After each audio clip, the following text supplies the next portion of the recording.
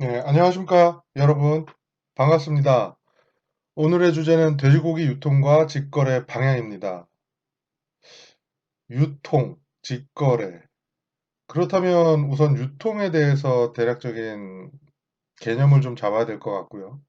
그리고 직거래가 갖고 있는 의미, 직거래 방향으로 가고자 하는 이유, 이런 것들에 대해서 좀 살펴봐야 되겠죠? 왜 직거래를 원할까요? 왜 직거래라고 하면 뭔가 호감적이고 좀 더 진취적인 어떤 의미를 부여하고 있을까요?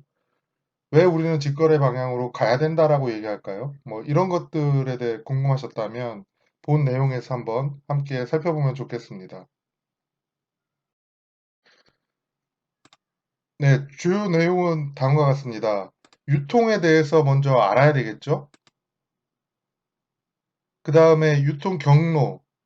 유통이라는 건 결국 뭔가의 흐름을 나타내는 거잖아요. 그렇다면 그거에 대한 경로, 그리고 돼지고기가 어떻게 유통되는지, 그리고 유통을 도와주는 아니면 유통을 조성하는 그 기능이란 뭔지, 그리고 총체적으로 봤을 때 이 유통이라는 게 어떻게 흘러왔는지, 축산물 유통에 대해서 한번 심도 있게 보자는 거죠. 그래서 앞으로 유통이 어떻게 변할 텐데 그 속에 내가 관심 가질 만한 사항이 있는지 한번 체크를 해보시고, 내가 챙겼을 때 좀 도움이 되는 것들은 좀 접목을 해서 아는 체도 좀 하시고 그런 내용으로 한번 살펴볼까 합니다. 자, 축산물 품질평가원이 펴낸 한국의 축산물 유통의 첫 페이지에 나옵니다. 유통이란 뭐냐? 예, 다음 내용이죠. 굉장히 어렵게 써 있습니다. 마케팅의 일환이고 어떤 유통 경로를 통해서 표적 시장이나 고객에게 제공할 어떤 것을 결정하고 그로 인한 어떤 일련의 활동을 말하고 굉장히 어렵죠. 아무튼 유통이라는 건 뭔가의 흐름을 나타내고 그 흐름에 있어서 가치가 창출되고 그 가치를 논할 때 우리는 그 주제를 놓고 그 시장을 말하는 거고, 그 주제가 되면 돼지를 예를 들어볼까요? 돼지를 막상 그냥 키우고 키웠다로 멈췄다면 의미가 없는 거겠죠. 얘를 어떻게 유통시키느냐에 따라서 어마어마한 가치가 될 거고요. 뭐 일례로 백화점에 파는 가격과 동네 슈퍼에 파는 가격, 정육점에 파는 가격이 다 다르지 않습니까? 아, 판매 가격이 다 다릅니다. 그리고 그 주체들이 사는 가격도 다르고요. 근데 농가 입장에선 식육 포장 처리 업체에 주로 넘긴다고 볼 때는 비슷할 수 있죠. 그분들이 또 다 각기 파는 거니까요.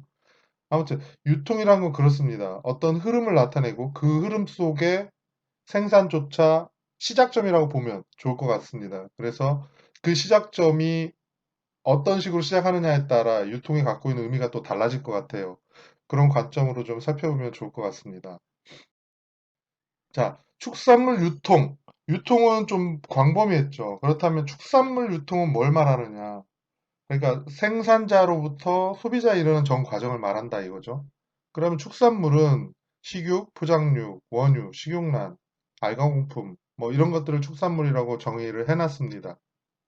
그리고 식육 안에는 우리가 주로 식용으로 목적을 하는 지육, 정육 뭐 이런 거 외에도 내장 이런 것도 다 포함된다고 보시는 거죠.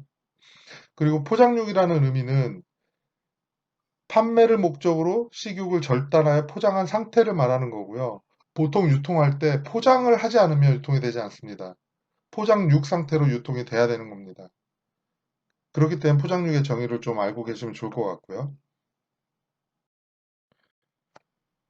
유통 활동을 말할 때 세 가지 경로를 말하거든요. 주로. 그렇다 이 개념을 좀 잡고 계셔야 되는 것 같아요. 내가 물건을 팔았을 때, 그러니까 뭐라고 할까요? 돼지를 실어 보내면 도축장으로 향하잖아요. 이거는 물건의 흐름이죠. 그렇지만 돼지를 내가 판 데가 도축장은 아니잖아요. 산 사람은 그러니까 식육 포장처리 업체라고 보면 식육 포장처리 업체가 사는 거잖아요. 그러니까 소유권은 식육 포장처리 업체가 하는 겁니다. 이거는 상적 유통, 그러니까 소유권의 이동, 그리고 물건은 도축장으로 갔다가 다시 지육 형태로 식육 포장처리 업체가 하는 거. 이건 물적 유통. 그리고 생산자와 소비자 간. 아니면 생산자, 소비자에 이르는 모든 거의 어떤 정보의 흐름, 정보의 유통. 예, 그렇게 세 가지로 구성되어 있다라고 보시면 될 것 같아요. 이걸 도식화하면 다음과 같습니다. 물적 유통, 상업적 유통, 정보 유통. 그렇죠? 물류, 상류, 뭐 정보 유통이라고 보통 얘기하는데요. 예, 좀 더 이제 눈에 들어오시나요? 상류와 물류에 대해서는 좀 구분을 하셔야 될 것 같아요. 그래야만이 이제 앞으로 전개될 유통 경로나 단계나 이런 거 얘기할 때 좀 더 이해하기가 쉽거든요. 자, 그 의미에서 물류와 상업적 흐름, 그러니까 상류의 흐름을 한번 차이를 볼까요? 생산자에서 판매 회사로 가는 건 거래잖아요, 거래. 근데 물건은 물류업자한테 가잖아요. 뭐 방금 전에 설명드렸지. 돼지는 도축장에 가지만 내가 넘긴 건 식유포장처리업체다라는 의미죠. 그러니까 상류와 물류가 별개로 흘러가는 거죠. 이 구분은 좀 아셔야 될 것 같고요. 여기서 유통 채널이라는 얘기가 나옵니다. 그러니까 생산자에서 소비자에서 바로 가는 거, 우리가 흔히 얘기하는 직거래 형태겠죠. 직거래에 가까운 바로 생산자가 로컬 푸드에 파는 거. 이렇게 파시는 분도 있을지 모르겠네요. 로컬 푸드에 대한 굉장히 긍정적인 이미지, 소비자가 많이 갖고 있지 않습니까? 그쪽에 판로를 개척해 놓는 것도 괜찮을 것 같아요. 하지만 지역 주로 농협들이 그걸 하니까 농협의 조합원으로서 농협에 납품한다면 뭐 거래는 충분히 될 것 같고요. 그리고 도매업자를 통해서 소매업자로 가는 소매업자를 통해 소비자로 가는 게 이게 가장 일반적인 채널이죠. 우리가 흔히 얘기하는. 그래서 유통의 어떤 역할들이 필요한 겁니다. 왜냐하면 농가에서 돼지를 키웠는데 돼지를 농가에서 모두 다 소비자한테 직접 팔 수는 없는 거 아니에요? 그렇다면 돼지를 팔아줄 누군가가 필요한 겁니다. 그리고 그것도 많은 물량을. 그리고 지금 우리는 그 대형 축산기업 패커라는 이름으로 도축장과 포장처리 업체가 합쳐진 개념의 패커를 지금 얘기하고 있잖아요. 그렇다면 여기서 얘기하는 도매업자의 큰 메이저는 패커가 되는 거겠죠. 앞으로 주로 흔히 우리가 접할 이제 모델은 패커한테 넘기면 패커가 주로 소비자한테 직접 판매하거나 소매업자에 넘겨서 판매하게 하는 그런 형태가 될 것 같고요. 그리고 지금까지는 주로 이제 도축장의 경우에서 식유 포장 처리 업체들이 도매업자죠. 식유 포장 처리 업체가 소매점, 정육점이나 음식점에 넘겨서 소비자에게 이르는 이런 관계.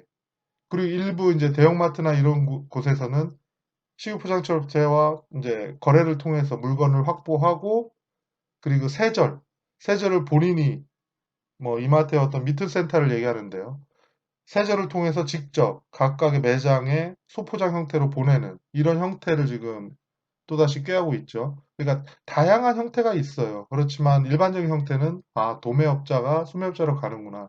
그리고 그게 가장 빠른 길, 어떻게 보면 가장 일반적인 형태인데 도매업자 또한 모든 걸 자기가 다 소매업자에게 직접 넘길 수는 없으니 넘겨서 볼 수는 있죠.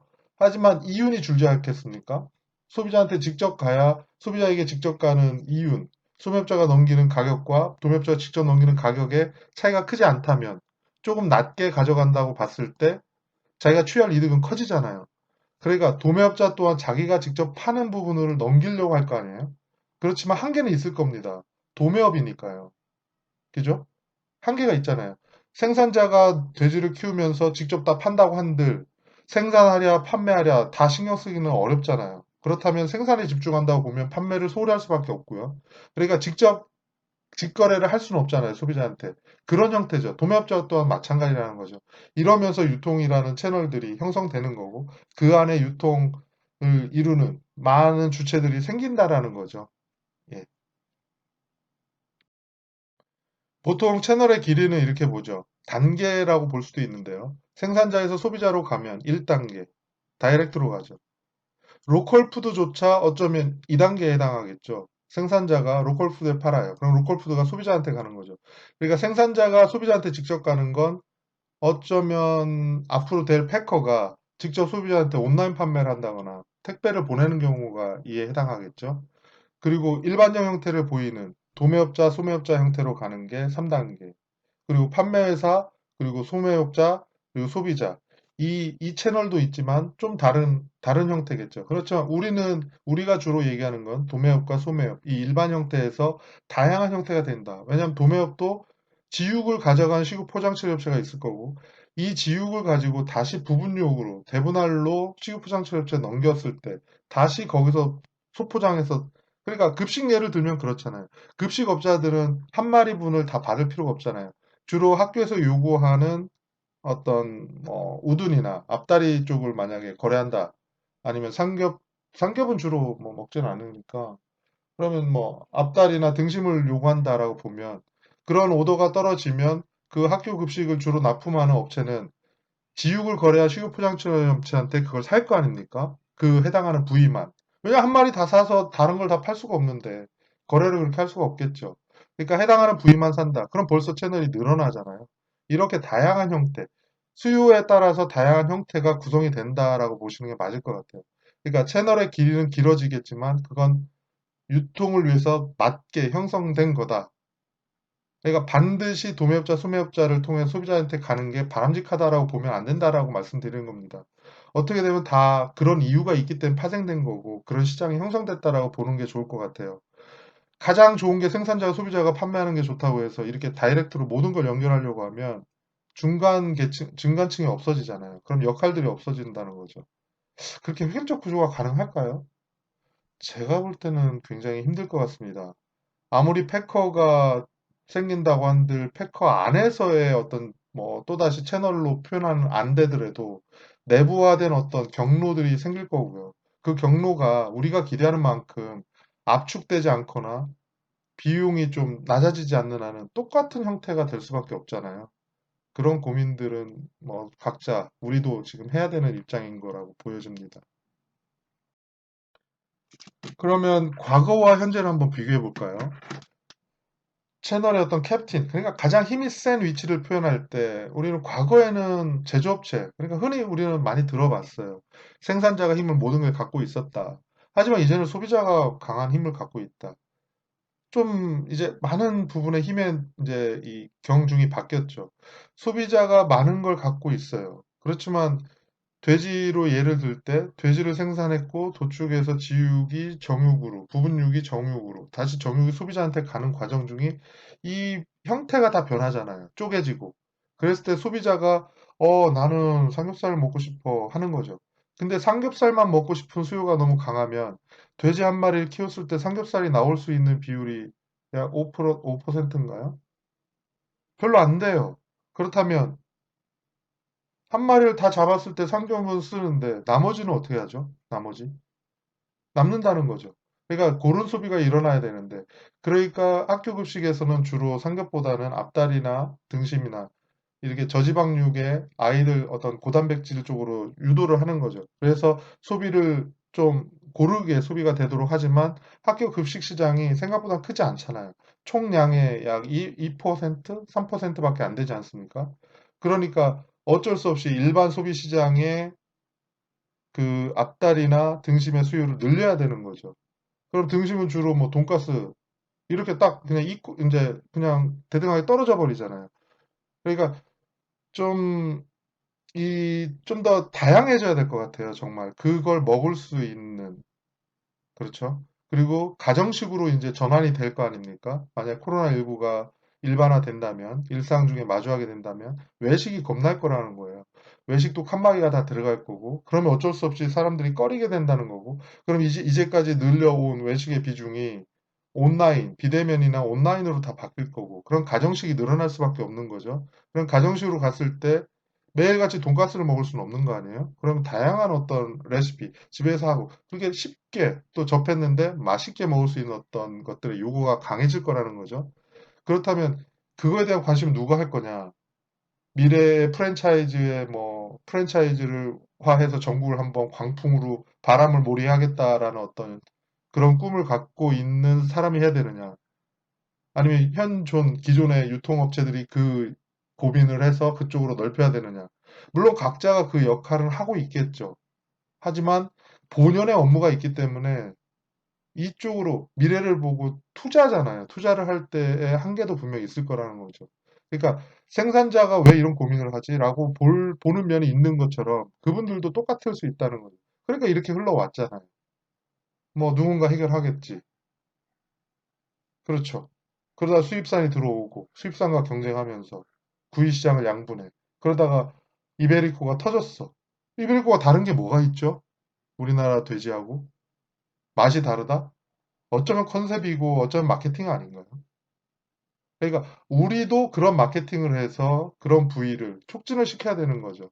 조금 덜 가격을 받더라도 전국으로 좀 확산되는, 그러니까 음식점들이, 식당이 좀 많아지는 부분에 그런 노력을 해야 된다라는 거예요. 구체적으로.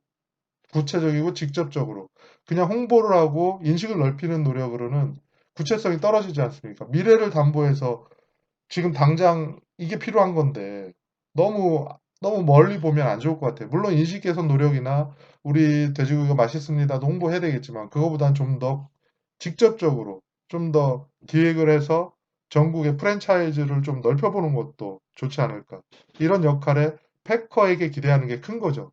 이런 역할을 패커가 해줘야 된다라고 저는 보는 거고요. 그런 주체이기 때문에 그런 역할을 기대하기 때문에 패커를 육성한다라고 했을 때 박수를 치는 거 아닙니까? 예. 유통 경로는 의 의미입니다. 좋은 품질이 아니면, 그리고 촉진 활동을 제대로 하지 않는다면, 적절한 가격이 책정되지 않는다면, 당연히 뭐 안 되겠죠. 돼지를 아무리 잘 키워도 출하 체중, 그러니까 적정한 규격돈이 되지 않으면 이미 뭐 품질 면에서 아니면 제 가격을 받는 면에서 좀 떨어지잖아요. 할 말이 없죠. 그렇지만 지금은 뭐 한 차량 거래, 한 차에서 뭐 공차 무게 빼고 전체 총량으로 지금 따지고 있는 상황에서는 사실 이게 의미를 많이 잃었죠. 그러니까 좀 안타까운 거죠. 어쩌면 이게 편한 거래일 수는 있지만, 내가 잘 키웠어. 그리고 규격의 범위에 들어가. 그리고 정말 봐도 돼지가 좋아. 그렇다면 좋은 가격을 받아야 되잖아요. 그게 아니라 퉁친다라는 거는 사실은 글쎄요. 아무튼 뭐 그렇지 않기를 바라지만 퉁치는 게 여전히 더 많으니까요. 그런 면, 그리고 촉진 활동. 이거 이제 뭐 패커에 어쩔 수 없이 패커에 속하지 않은 조합원은 흔치 않을 것 같아요, 앞으로. 전국에 지금 패커들이 뭐 우후죽순 다 생겼고, 그렇다면 좀이라도 걸치고 있을 거 아니에요. 그러면은 이제는 한 목으로 가는 거예요. 자기가 생산한 게.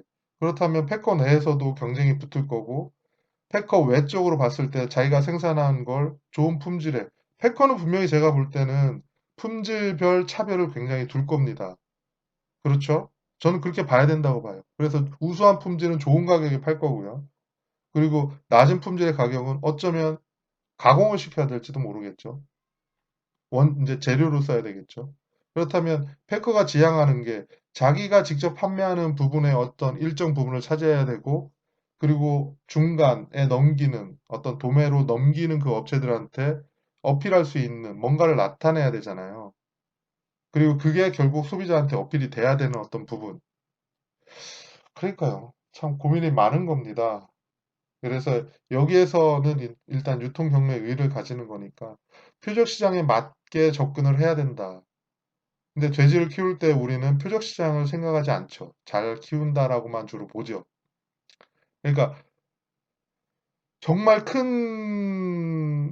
크게 키웠다, 스펙을. 그렇다면 이게 필요한 데가 어딜까라는 고민. 최소한 이 정도도 해야 될 거고, 물론 그렇다면 식이포장처에서 요구할 겁니다. 그런 스펙으로 요구를 하겠죠. 자기가 팔 때가 있으니까. 그런 고민을 했을 때 한번 물어보시는 것도 좋을 것 같아요. 이렇게 가져가서 어디다 주로 팔죠? 어떻게 하죠? 그러면 그런 걸 물었을 때 그분들이 이제 얘기해주는 어떤 부분들이 결국엔 자기의 판로가 되는 거잖아요. 그리고 나중에는 패커가 추구해야 될 방향일 거고요. 지금은 조그만 시장이지만 패커가 하면 이제 거대 시장이 될 수 있지 않습니까? 그런 데서 틈을 봐야 된다고 저는 생각해요.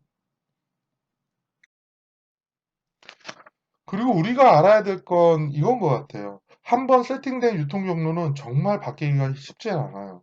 바꾸려면 어마어마한 노력과 그 결정에 따른 불협화음, 이해갈등, 막 엄청 많을 것 같아요. 경로를 만드는 게 쉽지 않기 때문에 한번 만들어진 경로는 깨기가 어렵죠. 그리고 소비 습관 또한 어떤 걸 뭐 새로운 걸 했다고 하더라도 그게 경로상으로 만들어지기까지는 더 힘들잖아요. 그러니까 그런 속성이 있기 때문에 이제 우리가 이제 경쟁을 하는 거고 그런 경쟁 속에서 누군가는 이제 성공을 하고 실패를 하는 거죠. 이 경로를 만들어내는 거. 이게 핵심인 것 같고 앞으로의 과제가 되겠죠. 결국은 경로의 종착지는 수요처가 될 거고 그 수요자에게 소유자가 원하는 걸 그대로 갖다 줘야 되는 이 경로를 구축해야 되잖아요. 뭐 최근 제가 이제 느끼는 건 저는 곱창을 먹고 싶어요. 신선한 곱창을. 뭐 마트에 가면 포장된 게 있습니다. 그거 말고 갓 도축돼서 나온 것처럼 냄새 하나도 안 나고 정말 신선한 것. 도축장 인근에 이제 그렇게 부산물을 이제 처리해서 파는 데가 있어요. 근데 택배로 보내주기가 어렵다는 겁니다. 왜? 신선도를 보장할 수 없고 변질될 수 있어서. 근데 저는 요구하잖아요. 그걸 누군가가 해준다면 그 맛은 정말 비교할 수 없을 거 아니에요? 그렇다면 이것도 또 다른 시장을 개척할 수 있는 거 아닙니까? 이런 사람들이 있을 거 아니에요. 한번 맛보면 그 곱창을 못 잊을 거 아니에요. 그러니까 그쪽으로 가야 된다라고 저는 얘기하는 거죠. 여기서 관점을 그러니까 우리는 생산하는 입장에서 보면 안 된다라고 말씀드리고 싶은 거예요. 물론 그런 것도 당연하죠. 생산자가 생산하는데 관심을 두는 건 당연한 거죠. 하지만 우리가 생각해야 될 건 우리가 만드는 거는 우리가 하는 거예요. 그냥 당연히 하는 거죠. 그렇다면 당연한 걸 가지고 남들하고 얘기할 수는 없는 거죠. 그러니까 우리가 당연한 걸 어떻게 파는 거야. 그러니까 경로는 소비자 유통 경로로 가야 되는 거예요. 그러니까 직접 팔고 싶으면 직접 수요가 되는 곳에 아니면 판매장을 열어서라도 팔 수 있지 않습니까? 이거의 발전 형태가 뭐 6차 산업으로 주로 얘기되는 거. 크게 공원처럼 만들어가지고 거기 안에서 판매장도 하고 가공장도 하고 이렇게 크게 하시는 분도 있잖아요. 그게 바로 뭐 직접 경로 아니겠어요? 6차 산업의 모델이잖아요. 이렇게 좀 더 크게 하신 분도 있지만 아니면 뭐 농장 앞에 판매장을 열고 거기 안에 음식점도 하고 이렇게 해서 하시는 분들도 있을 거 아니에요. 그죠? 그게 A 형태라는 거죠. 이런 것도 가능하다라는 겁니다. 하지만 여기에다 하는 순간 경영이 구분이 되잖아요. 그러니까 그거에 대한 더 많이 이제 신경을 써야 되니까 잘 생각하셔야 되는 거예요. 직접 할 건지 아니면 누군가에게 시킬 건지. 여기서부터 이제 고민이 되는 거죠. 그랬을 때 이런 고민을 하자는 거죠. 그냥 단순히 도매상에 넘기면 돼. 라고 하면 직접 경로에 취할 수 있는 A에서 취할 수 있는 그 막대한 이익이 물론 신경을 많이 써야 되지만요. 막대한 수익의 어떤 이윤이 도매상으로 그냥 넘어가는 거잖아요. 물론 도매상도 쪼개서 가기 때문에 그 역할에 따른 어떤 이윤 추구는 당연하다고 저는 보는 건데 하지만 우리가 고민하는 건 줄이기 위한 노력을 하는 거잖아요. 그러니까 최소한 로컬 푸드로 넘겼을 때의 인식, 인지도 이렇게 좀 다양한 경로로 자기가 직접 경로도 좀 가져가야 된다고 보는 거고요. 그리고 도매상도 일부 가져가야 되죠. 하지만 궁극적으로는 직접 경로를 넓히는 거야말로 모든 어떤 생산자가 생각하는 거 아닐까요? 어쩜 제가 유통한다고 봐도 직접 다 판매하고 싶지라는 생각을 할 거 아니에요. 누군가에게 넘기면 넘길수록 이유는 줄고, 뭐 역할이 나눠지니까 좀 더 편하긴 하겠지만, 방향은 그렇다는 겁니다. 방향은 D에서 A로 간다라고 저는 생각을 합니다. 하지만 한계가 있기 때문에 이제 많은 부분들이 D로 분업화가 된 거죠. 하지만 이제 시장이 열렸잖아요. 코로나19가 만약에 어떤 영향을 준다라고 했을 때 A 경로를 원하는 겁니다. 사람들은 이제. 그렇다면 A 경로에 대한 답을 줘야 하잖아요. 누가? 생산자가. 또는 패커가. 저는 그렇게 생각합니다. 그 개념에서 저희가 생각하는 패커는 수직적 통합이잖아요. 그러니까 수직, 위아래로, 그러니까 연결시켰다라는 개념이죠. 그렇게 이해하시면 좋을 것 같아요. 그랬을 때 그냥 이에 상응하는 대응이 수평적, 뭐 수평 통합이든 뭐 이렇게 표현하다 본다면 수평적 시스템도 가능하지 않습니까? 그러니까 그냥 참고로 보시면 좋을 것 같습니다. 자, 그렇다면 돼지고기 유통 경로는 어떻게 가죠? 다 아시죠? 생산, 도축, 그래서 판매. 하지만 중간에 도축을 거쳐. 그리고 품질 평가도 받고. 그렇죠? 이런 과정에 거친다는 거죠. 도축을 쪼개고 식유 포장 처리 업체, 이제 식유 포장을 띄고 뭐 이렇게 했을 때 지금 식유 포장이 지금 요 단계에서 빠졌네요. 그러니까 이 모식도조차 여러 개를 넣을수록 많아지는 거고 어떻게 보면 압축하면 압축할수록 작아질 수 있죠. 그래도 최소한 이 정도는 알아야 아, 내가 키운 돼지가 어디로 가는구나. 알아야 뭔가 고민이 될 거라고 생각을 합니다.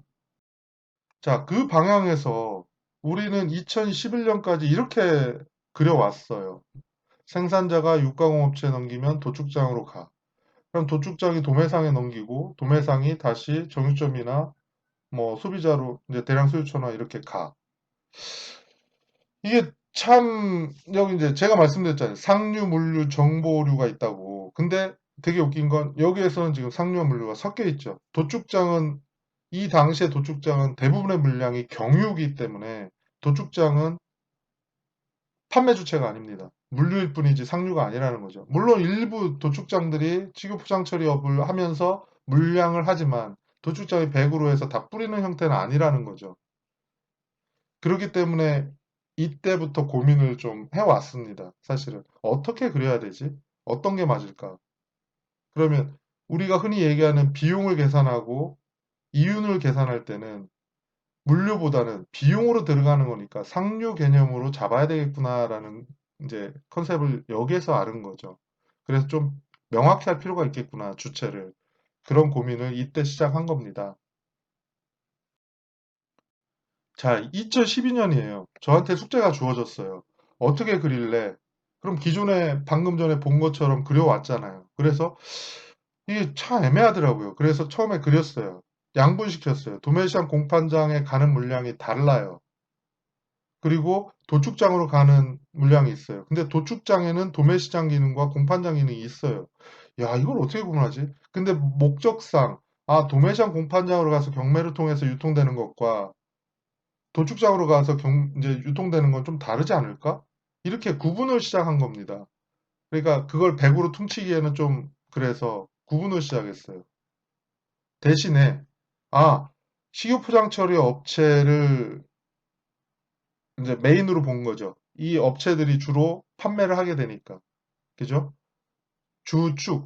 중심축이잖아요. 돼지고기의 유통은 중심축은 식유 포장 처리 업체잖아요. 막대한 물량을 여기서 처리하잖아요. 그리고 도매시장이나 공판장이나 도축장에 있는 어떤 기능도 식유 포장 처리 업으로 사실은 판매하는 행위잖아요. 도축업으로는 판매가 안 되니까.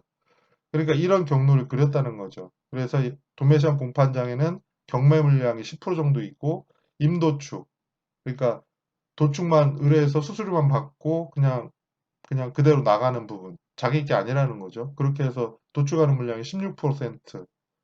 그리고 일반 도축장은 LPC, 종합처리장이라는 거죠. LPC, 큰 도축장. 그러니까 LPC와 일반 도축장을 나눠서 LPC가 20% 물량, 일반 물량은 52% 물량. 이렇게 해서 식유 포장실 업체에게 가는 게 한 64%가 되는구나. 이렇게 넣었던 거죠. 그리고 경매로 통하는 물량들이 대형마트나 이쪽으로도 직접 가네. 이런 경로들이 나온 거고 식유 포장 처리 업체의 일부는 축산물 시장, 마장동처럼 축산물 시장에 이제 속해서 또 흘러가니까 그 축산물 시장을 형성하는 건 식유 포장 처리 업과 식유 판매업이잖아요. 정육점들. 그러니까 그렇게 또 형성을 해서 약 18.7%가 여기서 소비되는구나. 이렇게 또 계산을 구해보고 그렇죠? 그래서 보라색은 소매 단계를 나타내는 겁니다. 그래서 주로 정육점에서 많은 물량을 이제 이제 판매하고 있고, 조합도 많은 물량, 그리고 대형마트가 약 한 14% 정도 이렇게 판매하는구나.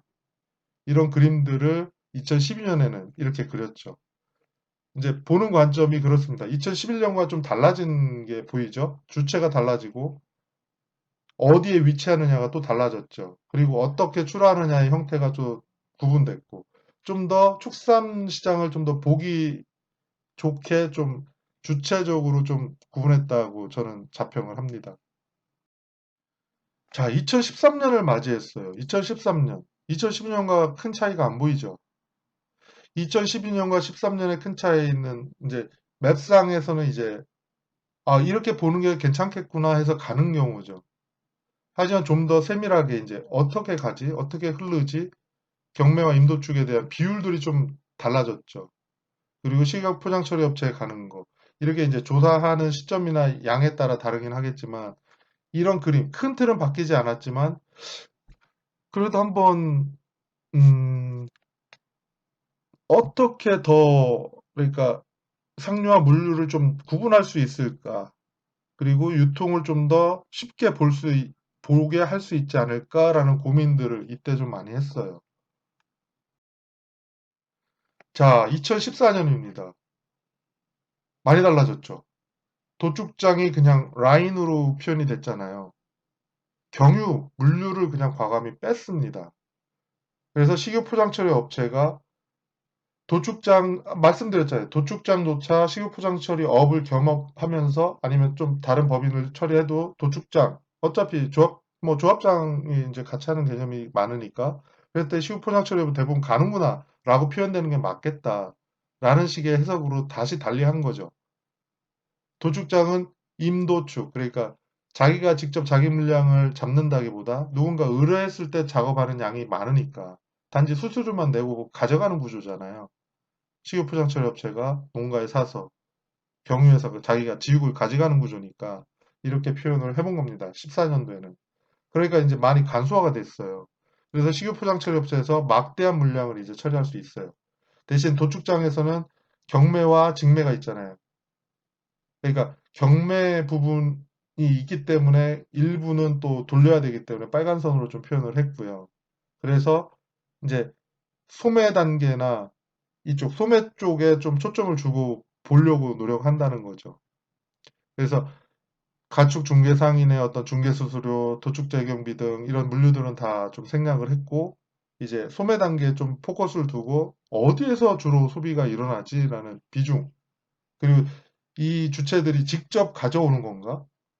직접 그 채널에서 직접 가져오는 건가? 아니면 어디인가에 그냥 단지 사온 건가? 이런 구분으로 이제 시작을 했다라고 보시면 좋을 것 같아요. 자, 그리고 이게 작년, 따끈따끈한 작년 데이터죠. 농가가 도축장을 왔어요. 자, 이 시각은 아직 안 변했어요. 그리고 식유포장처리업체를 경유하면 이제 대부분 막대한 양이 와요.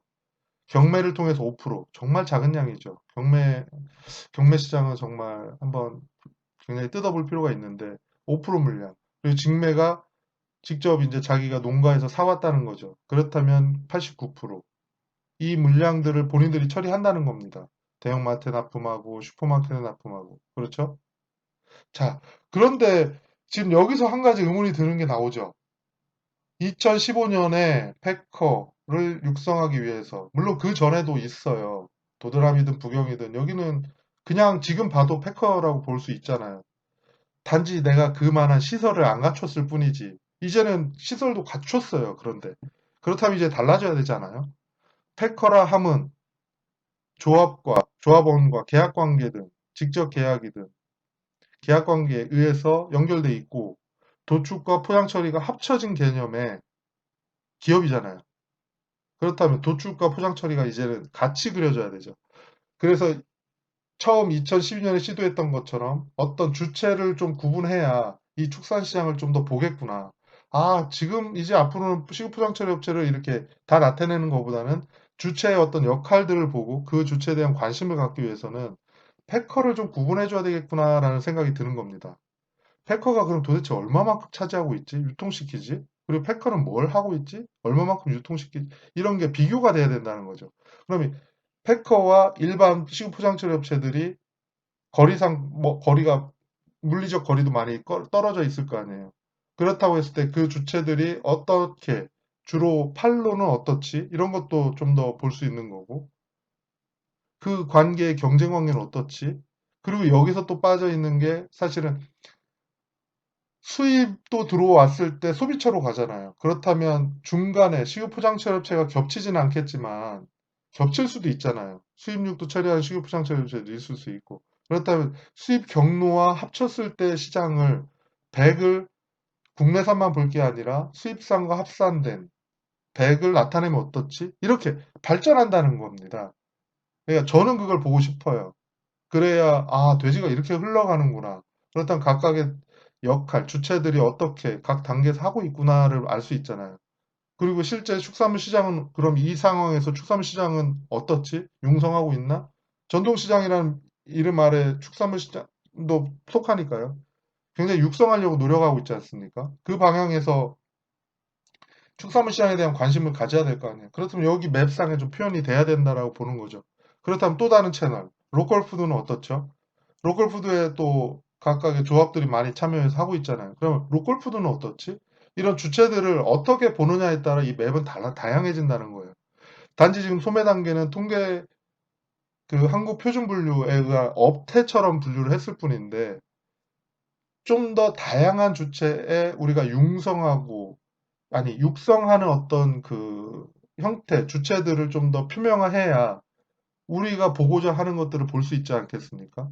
지금 이대로는 패커의 발전상이나 육성이나 이 방향에서 모니터링이 안 될 거 아니에요. 그죠? 안심 축산이, 안심 한우가 정말 어떤 부분의 역할을 정말 자기들이 소의 50%, 돼지의 30% 하겠다면 안심 축산을 따로 떼서 한번 봐야 될 필요가 있다는 거예요. 왜?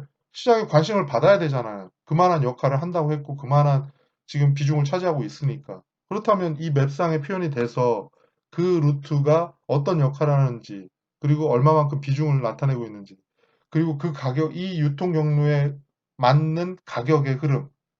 그게 바로 뭐 유통비용이고, 그렇게 비교해서 봐주는 게 필요하지 않을까라는 생각을 해봅니다. 근데 이게 굉장히 쉬운 게 아닙니다. 이 맵조차 지금 제가 말씀드렸잖아요. 2011년에 문제의식을 갖고 12년, 13년, 14년 굉장히 고생을 했고 이제 흘러서 19년은 이제 이런 형태로 지금 가고 있는데 제가 말씀드린 걸 하려면 글쎄요. 각각의 주체와 그 경로를 오, 어마어마하죠. 막대합니다. 노력이.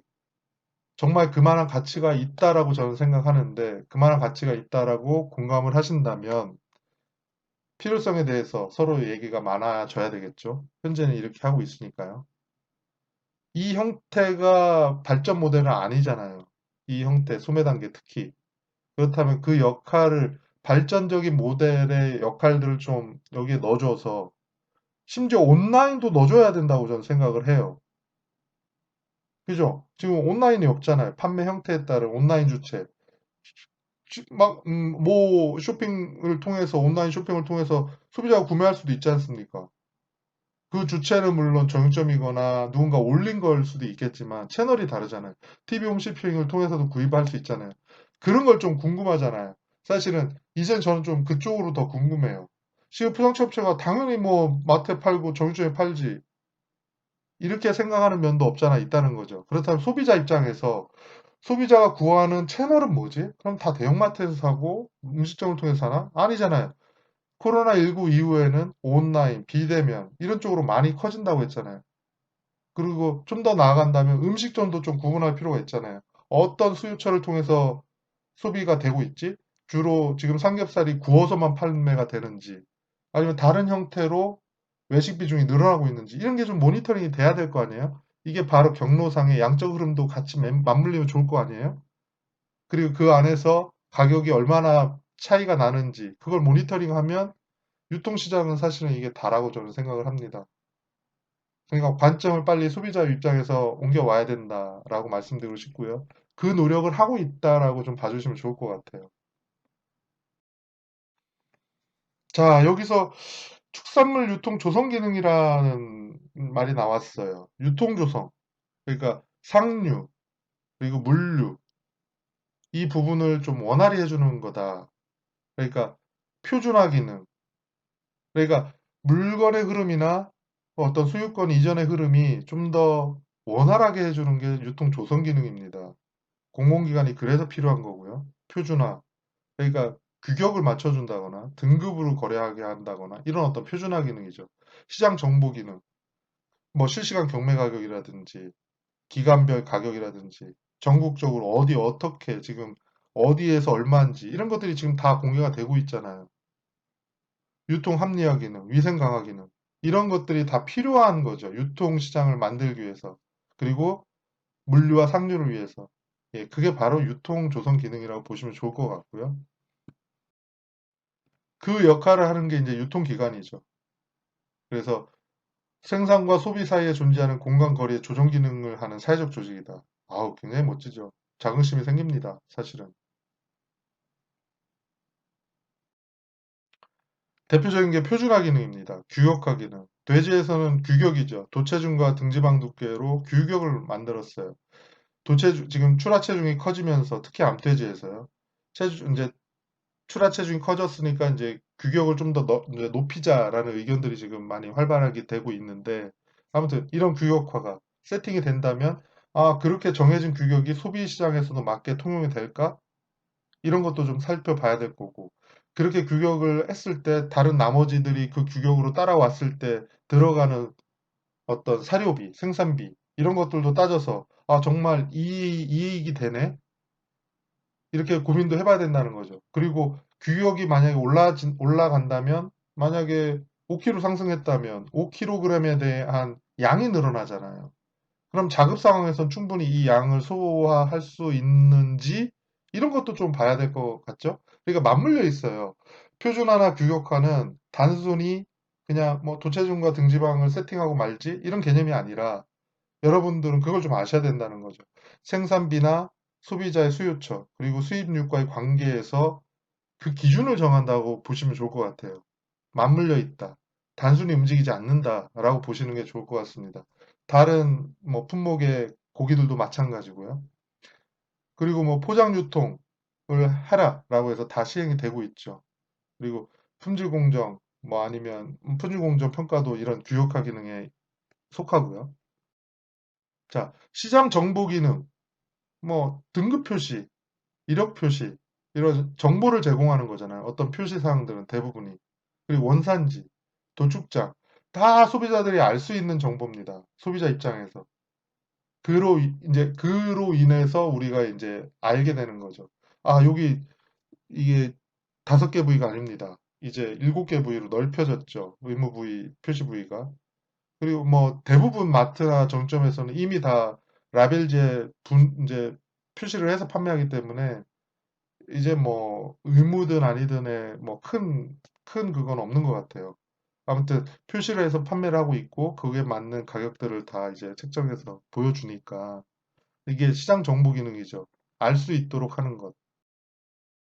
유통 합리화 기능은 정말 과거로부터 많은 노력들을 해왔다라고 보는 겁니다. 유통을 합리적으로 좀 해보자. 가격도 들어갈 거고, 어떤 도축장이나, 뭐, 어쩌면 농장의 시설 연대화나, 모든 게 들어간다고 봐야 될 것 같아요. 거점화라든지, 직거래 활성화. 그렇죠? 지금도 여전히 진행 중인 것들이 대부분이잖아요. 계란치피센터라든지, 즉석 가공 판매업이라든지. 그리고 위생 강화. 지금 지육을 냉장 유통해라라고 하고 있고 소돼지 냉도체 판정하는 게 어떻게 위생을 강화하는 부분으로 보는 예로 지금 넣는 거죠. 위생을 강화하기 위해서 우리는 포장 유통을 대표적으로 하고 있죠. 계란, 닭고기 다 왔죠. 그리고 큰 크기로 본다면 돼지 와야 되고 소 와야 됩니다. 지육으로 포장돼서 나가야 되죠. 하지만 이제 트럭에 현수돼서 나가고 있고 그걸 이제 용인은 하고 있는데 아무튼 궁극적으로는 완포장 형태로 움직여야 될 거 아닙니까? 아니면 패커 형태에서는 모든 게 다 포장된 형태, 소포장이든 분할로 해서 포장이 돼서 다 나가야 되겠죠. 이런 식으로 위생이라는 건 어차피 결국은 이제 포장 개념으로 다 이제 귀결이 되니까 소돼지도 그쪽으로 강화가 될 수밖에 없을 거고요. 그 방향으로 간다고 했을 때에 이제 그로 인한 어떤 변화가 또 생기겠죠. 새로운 뭐 직업이 또 생길 수도 있고 자, 그리고 또 위생에서는 또 햇삽을 뭐 빼놓고 얘기를 할 수 없겠죠. 그리고 한국의 축산물 유통이라거나 축산물 유통 실태라는 어떤 그런 책들을 보다 보면 이 개념을 좀 아셔야 될 것 같아요. 이제 공식적으로는 유통 비용이라는 말을 씁니다. 왜? 유통 마진이라고 쓰면 흔히 얘기하기를 그냥 이윤을 그렇게 막 막대한 이윤을 취하는 거 아니야? 이렇게 흔히 얘기해요. 마진이 얼만데 그러면 이거는 이윤처럼 통용된다는 거죠. 그게 아니라 마진은 보다 포괄적인 의미인데 그래서 의미상 좀 구분해서 쓰고 있어요. 그래서 유통 실태나 유통 한국축산유통이나 이런 유통 약간 이제 공식적인 어떤 자료에서 유통 비용이라는 거를 쓴다는 거죠. 왜냐하면 오해를 사지 않게. 그래서 유통 비용은 그 중에 직접비, 간접비, 이윤이 있다. 그래서 비용적인 측면에서 봐달라라는 겁니다. 그래서 이제 이렇게 좀 하고 있고 유통비용은 직접비, 직접 들어가는 비용들이 있잖아요. 운송이라든지 포장한다든지 상하차라든지 어디 뭐 도축을 의뢰하면 재경비, 그러니까 수수료라든지 그리고 뭔가 손질했을 때, 그러니까 뭐 떨어져 나가는 어떤 감모 그런 것들. 그리고 간접비는 당연히 이제 시설 유지, 그죠? 점포 유지, 그리고 인건비, 막대한 인건비, 그리고 재세공과금 이런 것들이 간접비고. 그렇죠? 그리고 순이익은 이윤. 그렇죠? 이렇게 요 개념은 유통 비용은 이렇게 직접비 간접 이윤이 구성되어 있고 그러니까 마진 개념과 좀 이제 구분하기 위해서 유통 비용이라는 용어를 주로 쓰는구나라고 이해하시면 좋을 것 같고요. 아무튼 이 유통 비용이라는 얘기는 계속 나올 겁니다. 유통 얘기하다 보면. 그럼 지금까지 유통이란 게 뭔지, 그 유통시장, 유통 경로, 특히 유통 경로가 어떻게 흘러가는지, 유통 경로의 이 맵을 어떻게 고민해서 만들어 오고 있는지, 그리고 유통 경로가 지향하는 유통 맵이 어떻게 만들어질 건지 지향점까지 살펴봤죠. 그렇죠? 그리고 유통시장을 조성하는 그 기능들이 뭐가 있는지, 표준화, 뭐, 합리화, 이런 어떤 개념들을 좀 더 봤고, 그 다음에 이걸 위한 이제 지금은 이제 이걸 그러니까 주로 합리화 쪽에 근접하지 않을까 생각을 하는데요. 지금까지의 유통 정책이 어떻게 됐는지 한번 봐야 이 시장이 축산물 시장이 이렇게 발전했구나도 같이 볼 수 있을 것 같아요. 한번 살펴볼까요? 예, 지금 뭔가 그래프가 뭔가 보이죠? 유통 정책을 살펴보는데 좀 너무 심심할 것 같아서 그때 사회의 시대상을 좀 보려고 한번 그래프를 이제 나타낸 건데 이 그래프는 그때 당시에 민간 소비 증감률을 나타내고요. 소비 시장이 어땠는지 좀 알 수 있어서 한번 합쳐본 겁니다. 그래서 대표적으로 1998년 외환위기가 있고요. 2003년 카드 대란, 2008년 금융위기, 그죠? 그리고 뭐 메르스 2015년인가요? 그리고 지금 아프리카 돼지열병 중간중간에 사회적으로 굉장히 소비가 침체되는 어떤 시기를 거쳐 왔어요. 그 시기에 어떤 축산 유통 등 정책이 뭐였는지 한번 같이 비교를 해보면서 한번 보면 좋을 것 같아서 이렇게 표현을 했고요. 2000년 이후부터 한번 살펴보려고 합니다.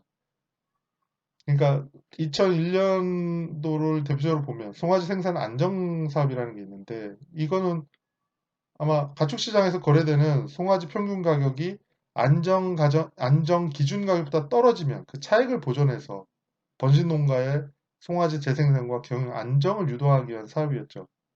이 97년부터 준비해 와서 이제 시행이 된 거고요. 그리고 뭐 부분육 상장, 쇠고기 부분육의 상장을 유도해서 포장의 표준 규격을 이렇게 포장 규격으로 유통되도록 하도록 한 거죠. 그리고 뭐 영세도 출장 정비도 있었고 축산물 등급 판정소를 축협으로부터 좀 떨어뜨려 독립법이나 해서 업무의 공정성을 확보했고요. 그리고 계란 등급제를 이때 이제 시행을 했네요. 근데 등급제만 따로 본다면 소돼지는 이전에 했죠. 89년에 준비해서 94년도에 고시, 법제화하면서 본격화됐죠.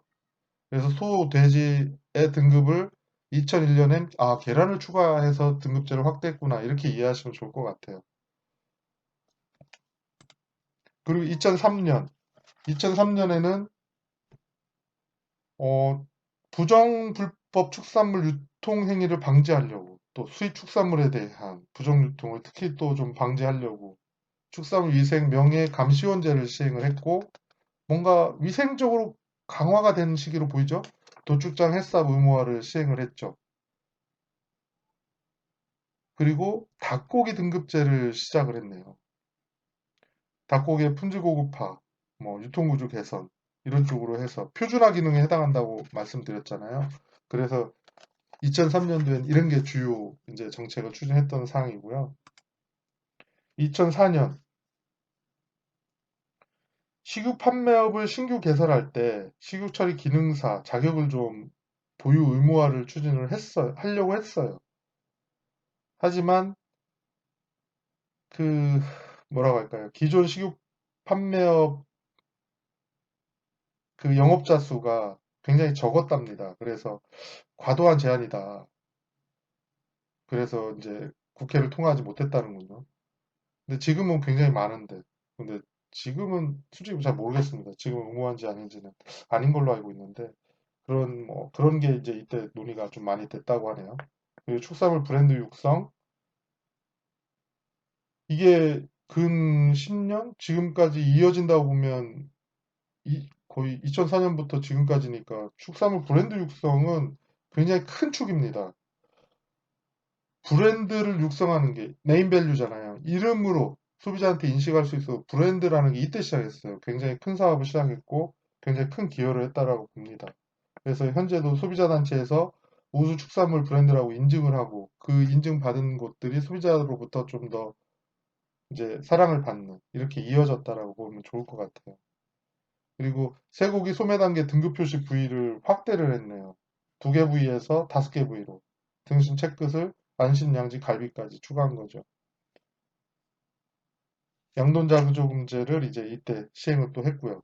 자조금제가 이제 시행이 된다고 보는 거죠. 그래서 공익 광고, 연구 용역, 교육 훈련 등에 사용하는 목적으로 하기 위해 했던 거죠. 자, 그에 이어서 2005년엔 그러면 한우 자조금제, 그러면서 한우 자조금제 이제 또 생긴 거고 그리고 LPC, 축산물 종합처리장의 어떤 경영 활성화를 위해서 뭐 평가나 지원 대책을 수립했다고 하네요. 2006년 닭 오리고기 포장 유통 의무화를 이때 했네요. 굉장히 엄청나게 빠른 시기에 했네요. 그래서 개별 포장으로 유통돼서 그죠? 그리고 도축장에서 나갈 때 유통돼서 포장해서 나가도록 한 거고 이제 단번에 시행하기가 힘드니까 이제 일평균 기준으로 뭐 8만 수, 5만 수 뭐 이런 식으로 넓혀갔네요. 시행 시기를. 그래서 전면 시행을 뭐 11년에 맞추겠다 이런 식으로. 그래서 11년에 포장 유통 의무화를 했네요. 오, 5년 걸렸습니다. 그리고 돼지고기 육질 등급제. 아, 2007년에 돼지고기 육질 등급제. 요때 1 플러스 1, 2 이런 어떤 숫자 개념. 기존에는 A, B, C, D, E였거든요. 아마 오래되신 분들은 기억하실 겁니다. 그래서 이거를 육질을 좀 가미해보자. 규격 외에 육질, 정말 그 고기가 좋은 건지, 지방 침착은 돼 있는지, 조직감은 괜찮은지 이런 어떤 육질 개념을 넣어보자라고 해서 고민했죠. 그러다가 나중에 합쳐졌죠. 통합이 됐습니다. ABCDE와 양분돼서 가는 건 헷갈린다. 그래가지고 1 플러스 1, 2 현재의 기준 체계로 나중에 합쳐졌죠. 그리고 소미 쇠고기 이력제 오 요때 이제 됐죠. 그렇죠. 그래서 법이 2007년 12월에 이제 시행이 됐고 법이 제정됐고 시행 시기는 18년 12월이죠. 사육 단계만. 그리고 유통 단계는 2009년 6월부터 이제 시행됐죠. 2008년입니다. 2008년은 뭐 도축장 실명제, 알 권리 차원이든 이제 이런 어떤 개념이죠. 시중에 유통되는 이제 둔갑 이런 판매 방지 효과를 위해서 했던 거고요. 그리고 도축장 구조조정 법 제정으로 이제는 일몰이 됐죠. 사실은 도축장 구조조정을 통해서 경영 뭐 개선이나 유통 비용을 절감해 보자라고 했던 부분인데 좀 어렵시죠. 좀 소기의 성과를 냈나는 좀 평가를 해봐야 될 것 같습니다. 그리고 식육의 어떤 냉장 보관 온도 관리 강화. 그래서 종전에 6도씨 이상이었다는 거죠. 그래서 마이너스 2도에서 5도로 낮췄습니다. 이때 그렇게 이해하시면 좋을 것 같고 2009년 축산물 직거래 활성화에 대해서 이때 좀 논의가 활발했네요. 그래서 농수산물 사이버 거래소를 설립을 했고 산란계 자조금은 이때 생겼네요. 네, 돼지는 아까 2004년. 그렇죠? 근데 2009년 좀 꽤 많이 늦었네요. 그리고 2010년에는 도축세가 폐지가 됐습니다. 그렇죠? 기억이 나요. 그렇죠. 그래서 뭐, 예, 많은 얘기들이 있었고. 그리고 수입세국이 유통이력제를 요때 시작을 했네요. 그리고 뭐, 그렇죠. 그리고 또 하나가 계란 포장 유통 의무화를 요때, 예, 의무화를 했네요. 그래서 시행은 11년 4월 1일 날 하는 걸로 이렇게 시행 이제 공포를 했고요. 11년. 이제 좀 더 근거리 오니까 많아지죠, 점점. 예, 이제 가볍게 보겠습니다. 세금 등급 기준도 개정하고 돼지우유도 개정하고 예, 많은 일들을 했던 것 같아요. 자, 12년.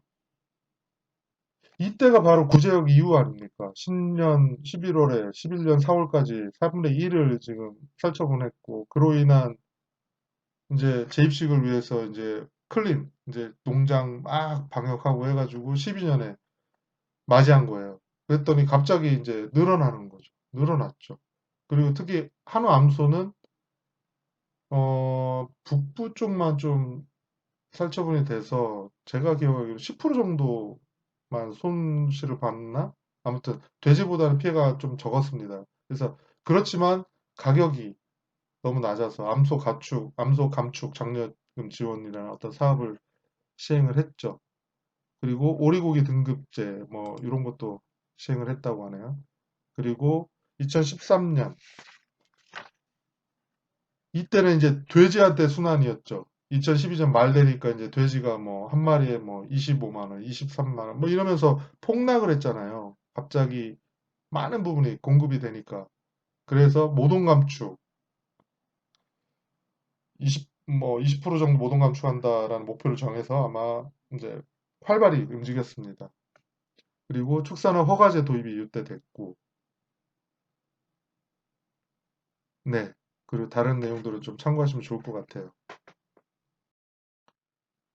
그리고 2014년, 네, 지금 뭐 많은 내용들이 있죠. 돼지고기 이력제 전면 시행이 있었네요. 그리고 요때 지속 가능한 친환경 축산 종합대책을 이때 수립했거든요. 사실은 저한테는 의미가 굉장히 컸죠. 저도 여기에 참여를 했는데 이때 만들어진 어떤 방향이 동물복지나 이런 개념이 다 들어가 있거든요. 그래서 이때 좀 이 큰 틀이 만들어졌다라고 보시는 게 좋을 것 같아요. 그래서 지금의 발전사를 볼 때 요걸 보면 좀 재밌습니다. 이 내용들의 이 대책의 대부분에 포커스가 잡혀 있거든요. 그리고 15년 이제 시국 가공산업을 좀 키워야 되겠다. 뭐 이 앞 이제 계속 얘기 드리는 식유, 이제 즉석 판매 가공업 이게 여기에서 이제 나온 대두된 얘기죠. 2016년 이제 활성화, 새로운 유통 활성화, 뭐 직거래, 유통구조 개선, 선진화 아시겠죠? 합리화 뭐 이런 게 이제 유통구조와 어떤 개선을 위해서 구체적으로 이제 접근하던 그쪽에 맞췄었죠. 그리고 이제 2017년은 깨끗한 축산환경 조성, 식품 안전 개선 종합 대책 예, 이런 쪽으로 추진이 됐습니다. 그리고 2018년 많은 일이 있네요. 뭐 난가 표시도 이때 개정이 됐고 산란계 사육 기준 강화도 됐고 다구리 계란 이력제 시범 사업을 해서 올해 2020년 1월 1일에 이제 시행이 됐잖아요. 그리고 뭐 수입 대주기 이력제도 확대해서 시행을 했고 말도 이제 등급을 한다라고 이제 개정이 됐고 많은 일들이 있었습니다. 그래서 이 축산물의 유통 정책의 흐름을 보면서 아 많은 일들이 있구나. 합리화, 구조화, 선진화, 뭐 활성화 많은 역할들을 하는구나. 그렇죠? 그렇게 발전하고 있다라고 보면 좋을 것 같습니다. 아, 오늘도 어느새 벌써 시간이 이렇게 됐네요. 그러니까 유통의 기본 개념부터 유통 경로, 그리고 유통 맵의 어떤 발전사, 그리고 앞으로 나가야 될, 궁극적으로 관심 가져야 될 패커의 역할을 줬다면 패커의 유통이 어떻지? 안심축산은 또 어떻지? 이렇게 로컬 푸드의 역할, 축산물 시장의 역할, 뭐 이런 것들을 좀 더 세분화해서 좀 더 봐야 될, 포커스를 좀 달리 해볼 필요도 있다라고 말씀드렸잖아요. 그리고 유통정책, 유통정책의 어떤 과거로부터 쭉 발전해 오는 걸 보면서 아, 많은 일들이 일어나는구나를 좀 체감하셨으면 좋겠어요. 알게 모르게. 그렇죠? 그리고 변화 일어난다는 거죠. 그리고 앞으로 화두되는 건 동물복지나 그리고 이제 언택트, 비대면 이런 쪽에 대한 어떤 소비 시장의 변화에 따라서 그럼 어떻게 팔아야 되지라는 고민들을 지금 누군가는 많이 할 거 아닙니까? 그렇다면 그거에 맞는 돼지를 또 생산해야 될 거 아니에요? 그렇죠? 그렇게 접근을 하는 그런 고민 중에 있다라고 봐주시면 좋을 것 같습니다. 오늘도 수고 많으셨습니다. 감사합니다.